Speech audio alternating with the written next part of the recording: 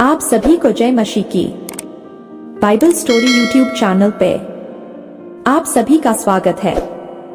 आज हम सुनने जा रहे हैं राज्य का बंटवारा। यारोबाम को राजा सुलेमान ने इमारत बनाने के काम की देखरेख के लिए रखा था। जब अहिय्याह यारोबाम से रास्ते में मिला तो अहिय्याह ने एक अजीब सा काम किया। वह जो नया कपड़ा पहने हुए था उसने उसे उतारकर उसके 12 टुकड़े कर दिए। फिर उसने यारोबाम से कहा, 10 टुकड़े तुम रख लो। पता है अहिय्याह ने यारोबाम को 10 टुकड़े क्यों दिए? इसका जवाब हमें अहिय्याह की बात से मिलता है। उसने कहा कि यहोवा सुलेमान से उसका राज्य छीनने वाला है और इस्राएल के 10 गोत्र पर यारोबाम को राजा बनाने वाला है। इसका मतलब अब सुलेमान के बेटे रहूबियाम के पास राज करने के लिए सिर्फ 2 गोत्र रह जाएंगे।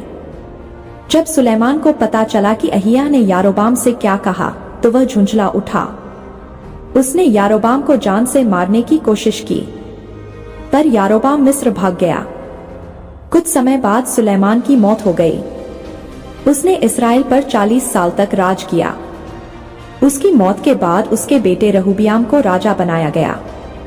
उधर मिस्र में जब यारोबाम को पता चला कि सुलेमान मर गया है तो वह इस्राएल वापस आ गया। रहूबियाम अच्छा राजा नहीं था। वह अपने पिता सुलेमान से भी ज्यादा लोगों को तंग करता था। तब यारोबाम और इस्राएल के कुछ बड़े लोग राजा रहूबियाम के पास गए और उससे कहा कि वह उन पर थोड़ा रहम करे, पर रहूबियाम ने उनकी एक न सुनी। इसके बजाय वह पहले से भी ज्यादा लोगों को परेशान करने लगा। इसलिए इस्राएल के उत्तर के 10 गोत्रों ने यारोबाम को अपना राजा बना लिया, लेकिन दक्षिण के 2 गोत्र बिन्यामीन और यहूदा रहूबियाम को ही अपना राजा मानते रहे। यारोबाम जब राजा बना तो वह नहीं चाहता था कि उसके राज्य के लोग यरूशलेम जाकर यहोवा के मंदिर में उपासना करें। इसलिए उसने सोने के 2 बछड़े बनवाए और अपनी प्रजा से कहा कि वे उन बछड़ों की पूजा करें। इसके बाद से पूरे देश में बुरे बुरे काम होने लगे। जहां देखो वहां मारकाट मची थी।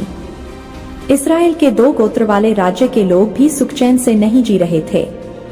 रहूबियाम को राजा बने 5 साल भी नहीं हुए थे कि मिस्र के राजा ने उसके देश पर चढ़ाई कर दी। मिस्र का राजा यहोवा के मंदिर से कई कीमती सामान उठा ले गया। इसलिए यहोवा का मंदिर सिर्फ कुछ ही समय तक वैसा रहा जैसा उसे बनाया गया था। इसके बाद सुनेंगे ईजेबेल एक दुष्ट रानी। राजा यारोबाम के मरने के बाद उत्तर के 10 गोत्र वाले राज्य में जितने भी राजा हुए सबके सब बुरे निकले। उनमें से सबसे बुरा था राजा अहाब। मालूम है क्यों?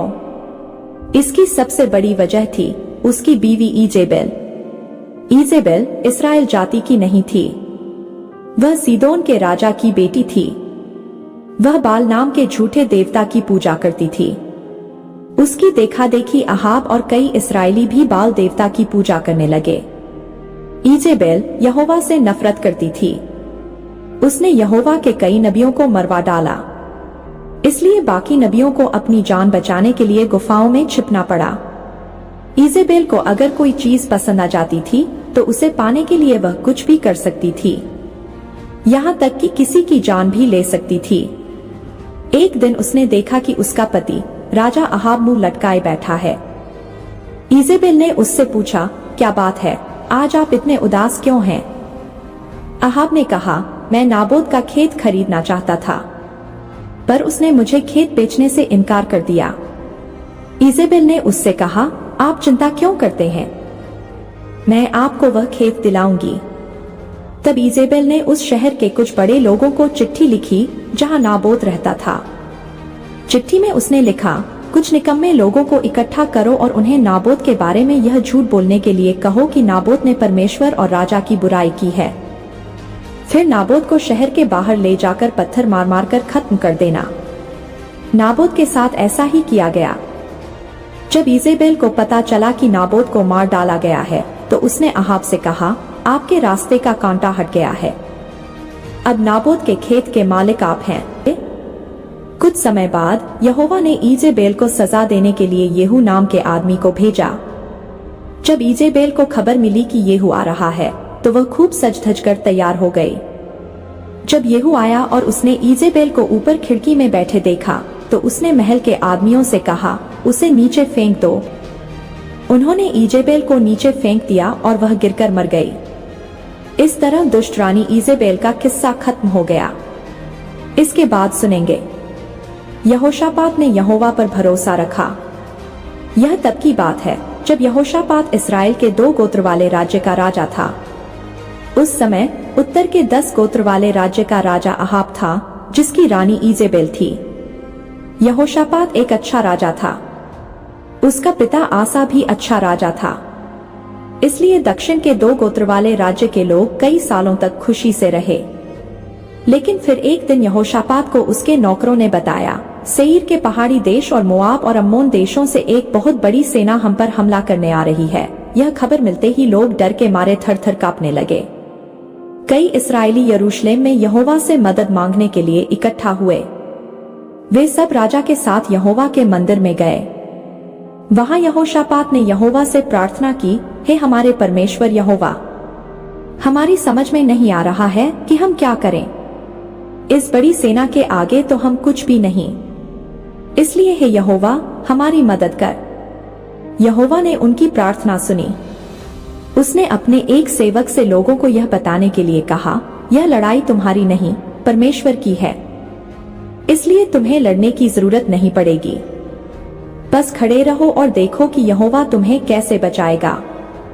तब अगले दिन सुबह यहोशापात ने लोगों से कहा, यहोवा पर भरोसा रखो। फिर उसने मंदिर में यहोवा के भजन गाने वाले कुछ लेवियों से कहा कि वे सैनिकों के आगे आगे चलें। वे पूरे रास्ते यहोवा की तारीफ में गीत गाते रहे। पता है, जब इस्राएली लड़ाई के मैदान में पहुंचे तब उन्होंने क्या देखा? यही कि दुश्मन सेना के सभी सैनिक मरे पड़े हैं। हुआ यह कि यहोवा ने उनके बीच ऐसी गड़बड़ी डाली कि वे आपस में ही लड़ने लगे। इस तरह उन्होंने एक दूसरे को मार डाला। यहोशापात ने यहोवा पर भरोसा रखकर कितनी बुद्धिमानी का काम किया। अगर हम यहोवा पर भरोसा रखें तो हम भी बुद्धिमान होंगे।